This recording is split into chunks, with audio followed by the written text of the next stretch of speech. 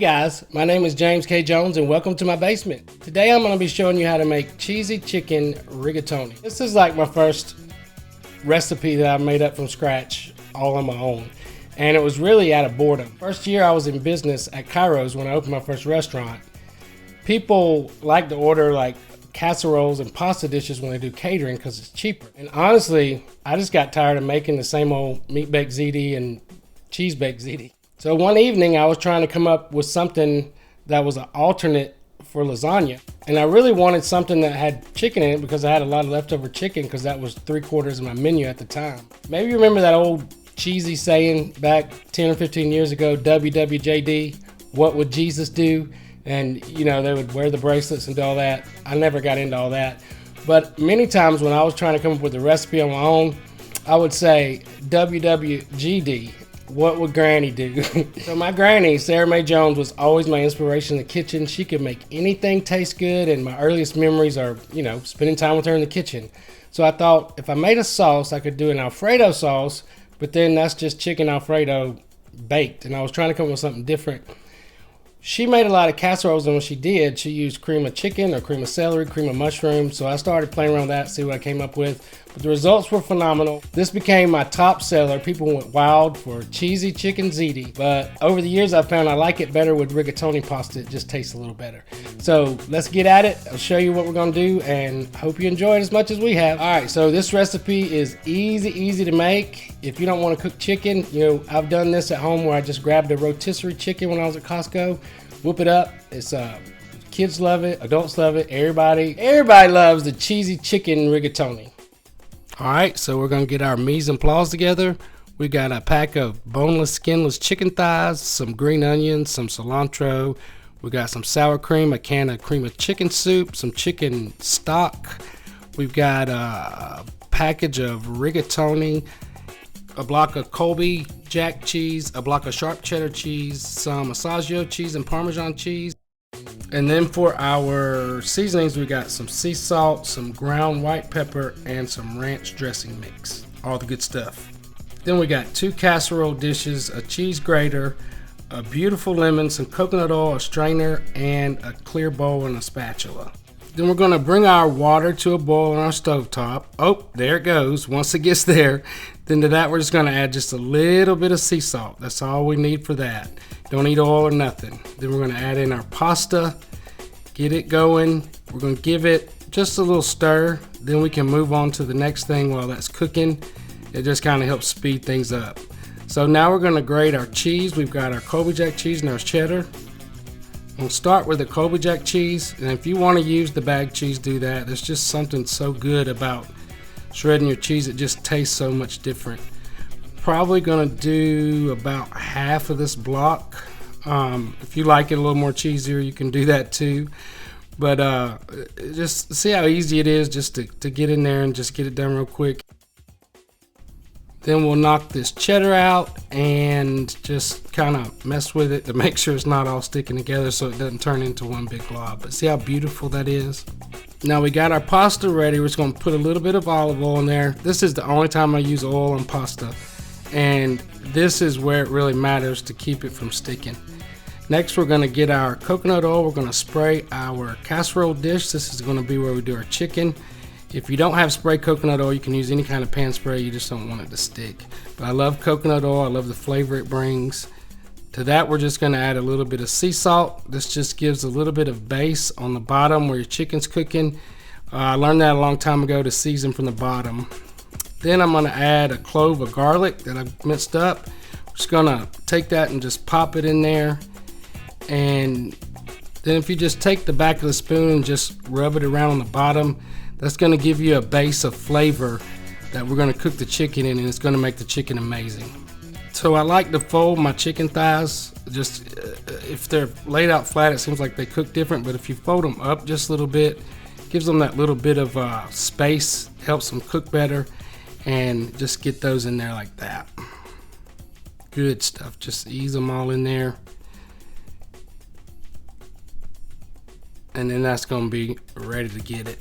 Now we got our lemon. I like to just roll them around to get the juice loose. If you got one that's too tight, you can also put it in the microwave for a minute. We're actually going to use the juice and the zest. I've got my little zester here. I'm just gonna go around that. You wanna just get the yellow parts. When you start getting into the white parts, it gets, I don't know, there's like a bitter taste that comes. You don't want the bitterness, you just want the delicious goodness. But we're gonna go around and just do the whole lemon, but then we're gonna even it out over the chicken, and it's gonna give just an amazing, delicious flavor to the chicken. Next, we're gonna juice the lemon. I like to do it through a strainer so I don't get any seeds, because I'm gonna use the lemon too. So just gonna pop that bad boy in half and then squeeze it right into the strainer so it'll catch the seeds, because you know you don't really want seeds and stuff in your mouth. They don't taste good. But I'm gonna squeeze all the juice I can out of this lemon, because I'm gonna use the lemon as a I don't know, kind of a secret ingredient. I'll show you that in a second. We'll squeeze this other one out, and what that strainer does, it just keeps the seeds from getting in the chicken, you know, the stuff that you don't want. But just make sure you get all the juice out, and if there's any seeds left, we're just gonna like dig around there and make sure we got those seeds coming out. All the good stuff. So I'm gonna place that down in there, then we're gonna do a little bit of sea salt. You don't want to over season it. Next, we're gonna put just a little bit of chicken stock down on there. You don't want to totally cover it, you just want it down on the bottom. It's gonna be a big part of our base for our pasta. Then I got some olive oil. We're just gonna drizzle it over the top. It gives it a delicious flavor. And finishing it off with my secret weapon, coconut oil. It does amazing things. It turns it this beautiful golden brown. It gives it flavor like you've never seen before. And now it's ready to go in the oven. Now we're gonna prep our green onions. I've rinsed them and put them in a paper towel. That paper towel is a little damp, and I use that to go down, make sure there's no slimy parts on it, because green onions can get nasty even if they're fresh. They have nasty things on them. But always examine them, make sure, you know, you keep them clean. Nobody wants to see that. But we're just gonna line those up. I'm gonna use the white and the green part. Some people only use one or the other. I like to use both. So just gonna lop off that end there, get rid of that piece, and then really just as thin as you can cut it. Just put your chef's knife on there, and we'll just slice them up. All the good stuff. And when we get towards the end, you don't want to chop my fingers off. But you don't want that end part anyways, because it's not the freshest, and that's the piece that you want to just get rid of. So there's your green onions. Now we're going to do our cilantro. I've rinsed that and put it in a paper towel. Cilantro, you need to really get it dry, and if it's wet, it becomes slimy and it becomes kind of not appetizing in your dish. So just make sure you get that good and dry. I've already lopped it off, but there's these big stems on the end. You want to just get rid of those because they don't really do a whole lot for you. And then just give it a rough chop. You don't have to smush it to death, but you want a nice chop on it. It's what releases the flavors. But on the other hand, if you chop it too much, it makes it mushy and it doesn't really taste like it should. So I like to go over it from the side and then go the other way and just make sure it's got a good chop. And you know, the flavors, you can smell it, smells delicious, and that's going to be a big part of our dish. Now our chicken is ready. It's been in the oven for about 45 minutes at 375. See the beautiful golden sheen that coconut oil's put on it, and then you see the stock down there that was created. It's just, this is the good stuff. This is what makes it go over the top. So now we're gonna prep our chicken. I like to let it cool for a minute, and then I told you I had a secret with the lemon.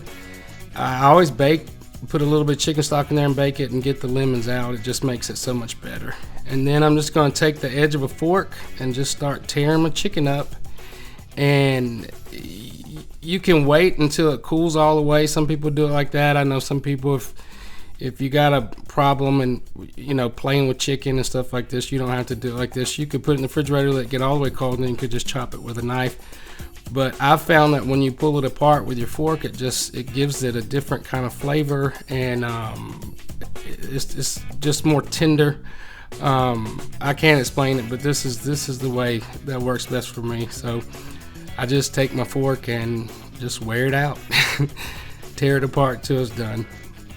And then we have, we're going to use that chicken. We're going to use all the juices that are in there as part of our dish. Now for the fun part. We're going to take our cream of chicken, our sour cream, our grated Asiago, grated Parmesan, and we're just going to put it all in a bowl, mix it up, and then everything except for the cheddar and the Colby Jack, we're going to put all that in, including the chicken and all the juices, and mix it up. And that's going to be the base for this delicious, beautiful goodness. And there you have it. It's ready to go. Now we've got our casserole dish that we're going to spray down with just a little bit of coconut oil. It's going to keep it from sticking, but it's also going to give an amazing amount of flavor, and that's what we're looking for, flavor. So I'm going to put a little bit of sea salt on the bottom just to season it from the top down, from the bottom up. Learned that a long time ago. I'm also going to put a little bit of ranch dressing mix on there, and that's just going to get us where we need to be. Next to that, we're going to take a little bit of heavy cream. We're just going to line the bottom. This is going to keep our pasta from getting dry. You just want to level it out on the bottom. Next, we're going to take our bowl with all our goodness mixed in there. We're just going to ease that down in there. You don't want to tear it up because rigatoni can tear easy, and it kind of looks gross if it's in pieces. It almost looks like chicken and rice. But we're just going to line the bottom of the casserole dish kind of evenly and then spread it out. And just make sure you get all the goodness down there, all the extra sauce, everything that's going on down in there. We're just going to line the bottom of the dish with that one and then just kind of spread it out. You don't want to smush it down too much, but you do want to, spread it out and make sure it's solid and ready to receive the next part of the goodness, which is our cheddar and our Colby Jack. And we're just gonna line that up on there. I like to put it on thick because we're gonna cover this with aluminum foil, and it's gonna bake down there. It's gonna get this beautiful golden brown crust on the top, and it is just the flavors of all that stuff melding together is just amazing. And you may think I'm silly, but coconut oil is my go-to. I like to spray the actual cheese before I put the tinfoil on top. It keeps it from sticking, but also coconut oil just gives it this amazing flavor. I can't explain it. Then we're going to take a piece of aluminum foil and we'll spray that a little bit too, just to make sure it's not sticking. And we'll get that on there, and we want to tightly, let me get some of that off of there. We want to, there you go. Sorry guys. We want to tightly cover that. If you've got any kind of loose space in there, it's not going to cook the way it should. You want it to totally steam. So just make sure when you push your aluminum foil on, make sure it's just good and sealed and tightly on there, because that's going to get us the results that we need. If it's loose, like steam escapes and it doesn't do what it needs to do. So go ahead and get it tight on there. If you're not going to do that, there's no reason to put it on there to start with. Well, or at least that's what I've always said. But it's tight, it's ready, and we're ready to go in a 425 oven for about 30 minutes. All right, it's been about 35 minutes. We're going to, see that beautiful, delicious crust there. My goodness, that is, that's the good stuff. Creamy goodness, delicious goodness. And we are about ready to make some folks happy. Cheesy chicken rigatoni coming straight at you.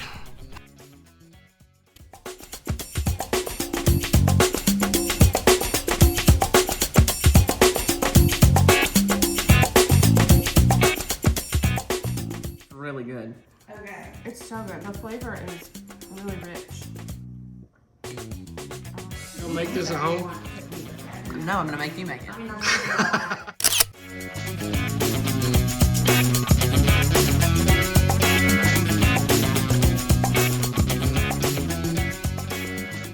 So what do you think, Julie? This is amazing. Very cheesy, very delicious. Very cheesy. Can I go back to you? Probably the best thing I've had in a long time. Really? Yes. And It's very good. I know you make cookie dough for a living, so. I do, but this is really good. There you have it, guys. I hope you enjoyed this recipe. For more, look me up on Facebook and Instagram, and now TikTok. Look up Chef James K. Jones. And if you're getting anything out of these videos, please hit the like button, the subscribe. If you never want to miss a recipe or anything I do, hit the little bell and you'll get notifications. Also, if you'd like to know me better, check out my podcast, the Straight Outta Prison Podcast.